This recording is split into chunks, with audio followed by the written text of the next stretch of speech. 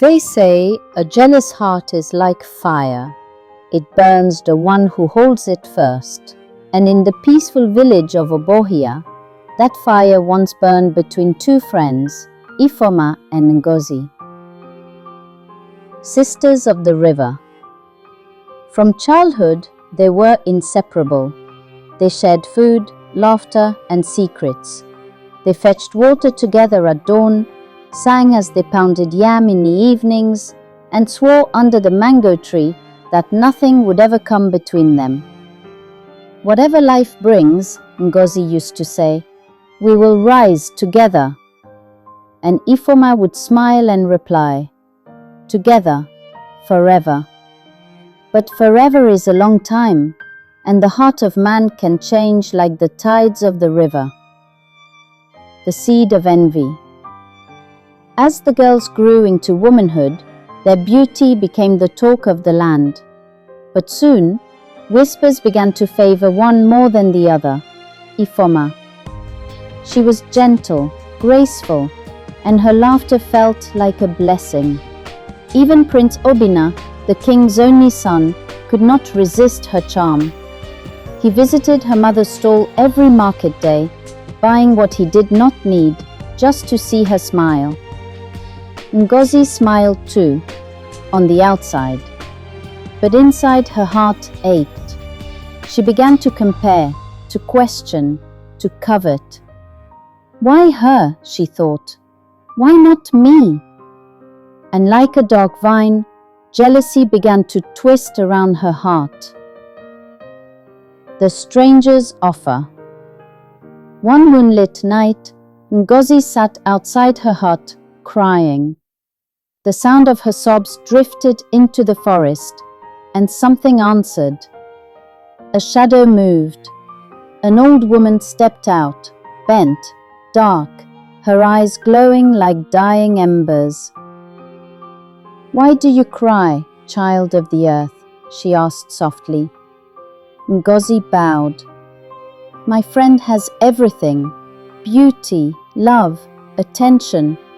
I am nothing beside her. The old woman smiled slowly. Then take her light for yourself. Bring me something that belongs to her, something she treasures. Ngozi hesitated, but envy whispered, do it. The bracelet. The next day, Ngozi visited Ifeoma. They ate roasted yam, they laughed like old times. Before leaving, Ngozi hugged her tightly and gently slipped her friend's beaded bracelet off her wrist. That night, she took it to the old woman. The woman placed it in a clay pot of black river water, chanting words that made the air grow cold. When it was done, she handed Ngozi a small gourd. Add this powder to her drink, she said. When she drinks, her beauty will fade, and your star will rise. The poison. The next evening, Ifeoma invited Ngozi to dinner. They laughed, they remembered their childhood. Ngozi's hand trembled as she poured the drink. When Ifeoma looked away, she added the powder. To our friendship, Ngozi said. To forever, Ifeoma replied, and drank deeply. Moments later, she gasped, her hands clutching her chest. Her eyes widened. Ngozi, what did you... Before she could finish, she fell, motionless. Ngozi screamed, pretending to be shocked. Villagers came running. The healer tried, but Ifeoma did not move. Her bracelet was gone, her skin cold. The curse. That night, thunder rolled across a cloudless sky. The river behind the village roared like a living thing. The oracle was summoned. His eyes turned white as he spoke. The innocent has been betrayed. Her spirit is restless. Until the truth is spoken, peace will abandon this land. The next day, crops wilted, the river overflowed, and whispers followed Ngozi wherever she went. Even the goats refused to eat when she passed. The moon hid its face behind the clouds. The return. One night, 3 slow knocks echoed on Ngozi's door. She opened it and froze. There stood Ifeoma, glowing pale as the moon. Her eyes shone with sorrow. "Ngozi," she said quietly, "why did you feed the shadows with my name?" Ngozi fell to her knees, trembling. "I didn't mean to. I only wanted to be seen." Ifeoma raised her hand gently. "You wanted my light. Now you will live with its shadow." And with that, she vanished into mist. The lesson. By morning, Ngozi's beauty had grown dazzling, so dazzling that people could not look at her for long. Even Prince Obino was mesmerized. He came to her hut and said, "Be my bride." The villagers whispered that the gods had chosen her. But every time Ngozi looked into water, she saw Ifeoma's reflection smiling sadly back at her.